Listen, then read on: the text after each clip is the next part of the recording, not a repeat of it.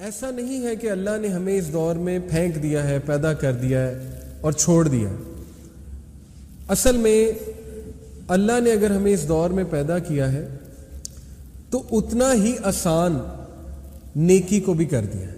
تھوڑا سا اگر آپ سوچنے پہ آئیں، صحابہ کو علم حاصل کرنے کے لیے کتنا دور جانا پڑتا تھا، ٹھیک ہے، صحابہ کو نیکی کرنے کے لیے ماں باپ سے چھپ کر کرنی پڑتی تھی۔ ماں باپ ظاہر نان مسلمس تھے تو ان کے لیے تو بہت مشکل تھی یہ چیزیں۔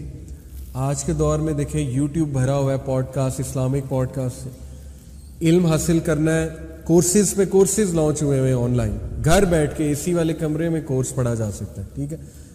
IOU ہے، انٹرنیشنل اوپن یونیورسٹی، المغرب ہے، القوثر ہے، وہاں کورسز ہی کورسز ہیں، یوتھ کلب کے بھی کورسز ہوتے ہیں آپ کے سامنے، ٹھیک ہے۔ تو دیکھیں ایسا نہیں ہے کہ یہ بالکل ہی ایسا دور ہے کہ تباہ کن دور ہے اور اس میں کچھ بھی نہیں ہو سکتا، بہت کچھ ہو سکتا ہے، اور موٹیویٹڈ رہنا چاہیے انسان کو کہ اگر اللہ نے اس دور میں پیدا کر دیا تو حل بھی دیا، ٹھیک ہے۔ لیکن یہ بات بھی درست ہے کہ گناہ بہت آسان ہو گئے، تو ہم انشاءاللہ اس پر ڈسکشن کرتے ہیں کہ گناہ اصل میں ہوتے کیا ہیں، اور کچھ موٹیویشن دینے کے لیے آپ کو ایک حدیث سناتا ہوں، بہت خوبصورت حدیث ہے۔ ایک شخص آیا اللہ کے نبی صلی اللہ علیہ وسلم کے پاس، یہ صحیح حدیث ہے مسند احمد کی۔ اس شخص نے کہا یا رسول اللہ ایمان کیا ہے، کیسے پتہ لگے گا میں ایمان والا ہوں؟ اللہ کے نبی صلی اللہ علیہ وسلم نے فرمایا اگر تو نیک اعمال سے خوش ہے اور برے اعمال سے غم زدہ ہے تو تو ایمان والا ہے۔ سبحان اللہ۔ یعنی ہم یہ سمجھتے ہیں کہ مومن وہ ہے جو برے اعمال کرے ہی نہ، یہاں پہ کیا کہا جا رہا ہے کہ مومن وہ ہے جو نیک اعمال سے خوش ہو اور برے اعمال اسے غم زدہ کرے۔ اس کا مطلب ہے کہ مومن بھی گناہ کرتا ہے، ٹھیک ہے۔ جیسے سورہ آل عمران میں آیت ہے، اللہ جنتیوں کی کوالٹیز بتا رہا ہے، وہ کوالٹی شروع یہاں سے ہوتی ہے کہ جنتی وہ ہیں، سورہ آل عمران کی آیت نمبر 133 سے 135 ہے، وہ لوگ ہی وہ ہیں جن سے جب کوئی گناہ سرزد ہو جائے تو وہ اللہ کا ذکر کرتے ہیں اور اللہ سے استغفار کرتے ہیں اور ارادہ کرتے ہیں کہ واپس اس کی طرف نہیں جائیں گے۔ وہ شروع یہاں سے ہو رہی بات۔ دیکھیں جنت میں جانا ہی گناہ گاروں نے، ہم جیسے گناہ گاروں نے، ٹھیک ہے نا۔ تو اس لیے اس بات پہ خوش ہوں، موٹیویٹڈ رہیں کہ اگر آپ کسی گناہ میں اللہ نہ کرے مبتلا ہیں لیکن آپ کو تکلیف ہوتی ہے وہ گناہ کر کے اور آپ کو دکھ ہوتا ہے تو آپ کا دل زندہ ہے، یہ خوشی کی بات ہے، ٹھیک ہے۔ ہاں اگر وہ روٹین بن گئی ہے اور فیل ہی کچھ نہیں ہو رہا تو پھر یہ ایک بہت ہی فکر کرنے کی بات ہے۔ ابن قیم نے ایسے کہا تھا جب گناہ تیرے لیے ایک روٹین بن جائے اور تو یہ فرق ہی کوئی نہ پڑے تو پھر یہ بہت قابل فکر بات ہے۔ لیکن انشاءاللہ مجھے ہوپ ہے کہ ابھی ہم اس سٹیج پہ نہیں پہنچے۔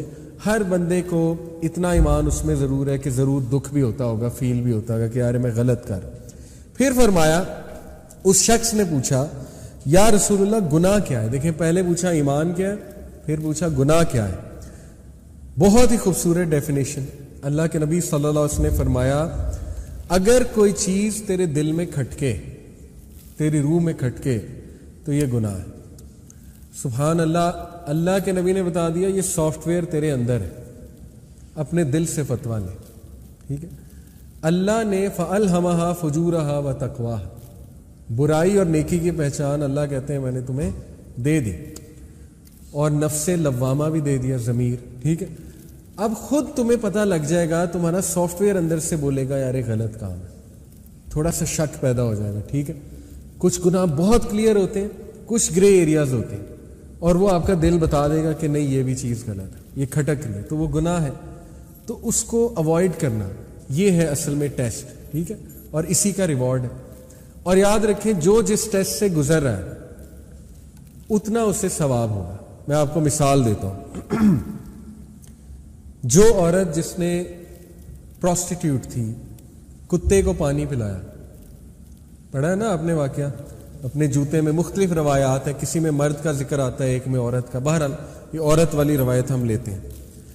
اللہ نے اس کے اتنے سے عمل، یہ دیکھنے میں چھوٹا عمل ہے، اس کے اتنے سے عمل پہ اس کو معاف کر دیا۔ وجہ کیا ہے؟ دیکھیں جس فیلڈ سے وہ تھی، ٹھیک ہے، گناہوں میں ڈوبی ہوئی تھی، آبویسلی پروسٹیٹیوشن کی طرف ایسے تو نہیں جاتا بندہ، جتنے وہ بری فیلڈ میں تھی اتنا ہی اس کو چھوٹی سی نیکی کا ثواب زیادہ ہو گیا, پہاڑ بن گئی وہ نیکی, ٹھیک ہے, اللہ کے ہاں اس کی قدر بہت تھی.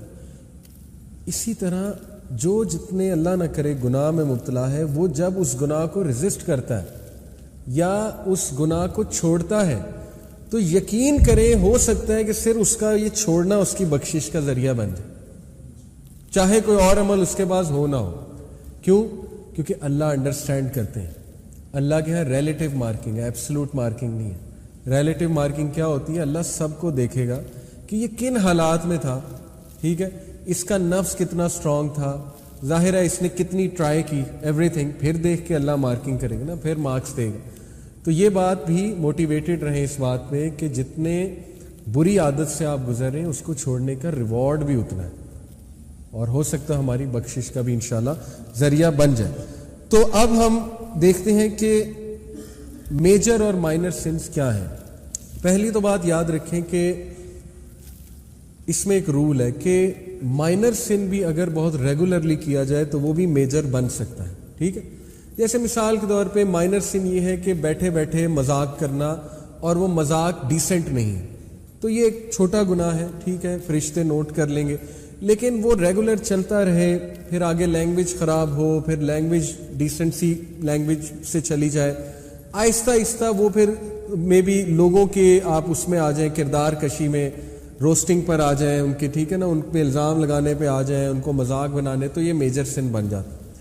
لیکن کچھ میجر سنز بہت زیادہ واضح طور پہ اللہ سبحانہ و تعالیٰ نے ہمیں بتا دیے, جو کہ 7 میجر سنز.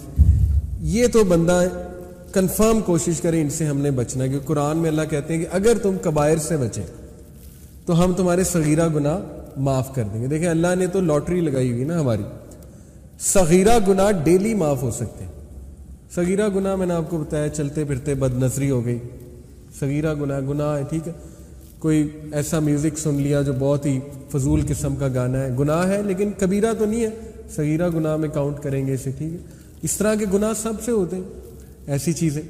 تو سبحان اللہ ابھی حمدی صبح جو 100 بار اور شام بار پڑھتا ہے اس کے صغیرہ گناہ چاہے سمندر کی جھاگ کے برابر ہو وہ معاف کر دیتا ہے اللہ, ٹھیک ہے. اسی طرح لا الہ الا اللہ وحدہ لا شریک لہ لہ الملک ولہ الحمد وہو علی کل شیء قدیر, صبح اور شام 100 بار. مغرب سے پہلے, شام کا مطلب ہے مغرب سے پہلے, صبح کا مطلب ہے فجر کے بعد, اس کے صغیرہ گناہ معاف ہو جاتے.